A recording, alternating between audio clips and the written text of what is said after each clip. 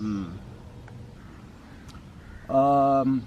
I guess the main challenge I get is ingrown hair, because it's something about black skin. When you shave, particularly under your chin and stuff, you get ingrown hair sometimes because the hair curls back, and that's just like a genetic thing.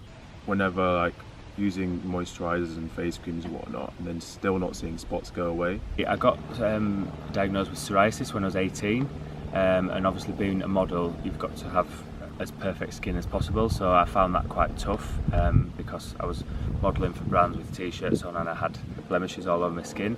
So I've been having treatment for that for the past 18 years, and luckily for me now I'm actually on a medical injection for it. I think bullying back, so when I was in kind of year 6, year 5 in primary school, I wasn't always this kind of thin in a way. Like I'd put on a lot of weight through kind of like puberty stuff, so I received quite a bit of bullying for that, and that kind of did make me feel very self-conscious. I went through a period of having lots of spots, and I was again really self-conscious of that. When I hit puberty, I had lots of acne. I still have some scars from it, and depending on the lighting it can show. So yeah, I was a very self-conscious teenager, and I think because of that I have always looked after my skin very carefully. I know that a lot when I was younger, especially going through outbreaks and stuff, it would always be really frustrating, and even though not people wouldn't bring it up, you'd still be self-conscious about it and you'd always think about it. I'll always get spots, but because I kind of understand my skin a bit better, less frequently, and so I'm in a much better place now compared to when I was younger, when I had a lot less experience and a lot of like less understanding of how like skin works and proper skincare and how to treat yourself.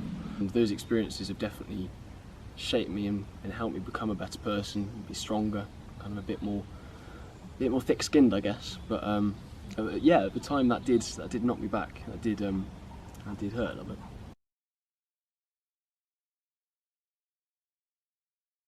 I'd say in my younger days I would, because it's not a very manly thing to do, whereas now I take them injections twice a month, I moisturise 3 times a day, whereas before I didn't do anything like that. So I think I take more care of my skin now than I did before, and I'm not really ashamed to talk about it the older I get, I suppose.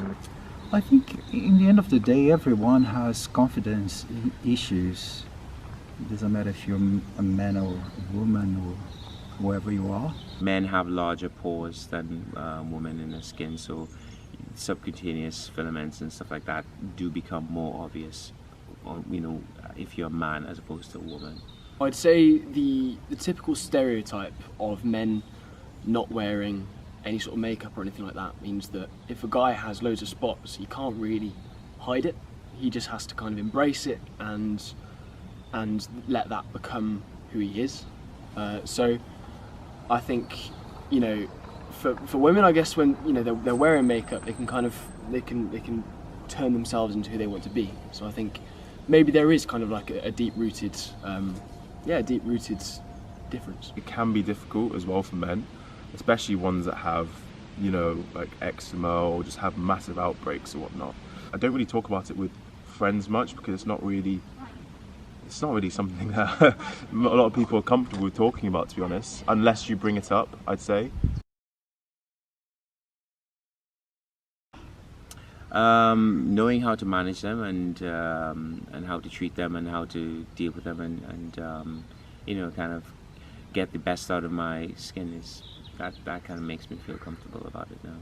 I'd say consistent exercise, also taking care of my hair, so having a haircut, like a nice fresh haircut, makes you feel a lot more confident, and then skincare, obviously. So yeah, I'd say exercise, hair, and just skincare as well. Yeah, probably those things, to be honest. Just looking fresh. I think age is the thing, so as you get older you think differently. I'm not ashamed to say that I do take care of my appearance and my skin and things like that. I also lost my hair when I was 25, so I was completely bald. I've since had 2 hair transplants, and just having hair again has boosted my confidence. And again, as you get older as well, I'm happy to talk about it, whereas before it was quite a sore subject, because again, men I think struggle to talk about the insecurities and things more than women, I suppose. So yeah, I'm quite open and honest about it now. Yeah. I'd say I feel comfortable in my skin because I want to be.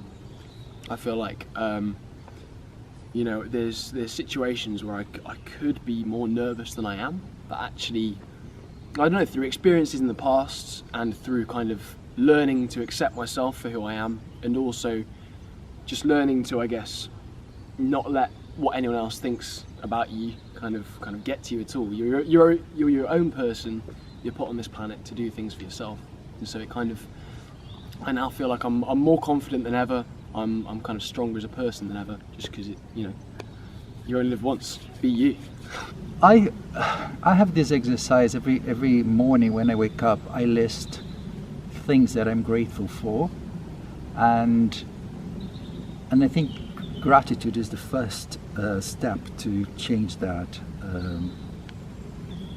energy and start the day. So look myself in the mirror and say, you look good, you had a very nice night's sleep, and you're ready for the challenges of the day.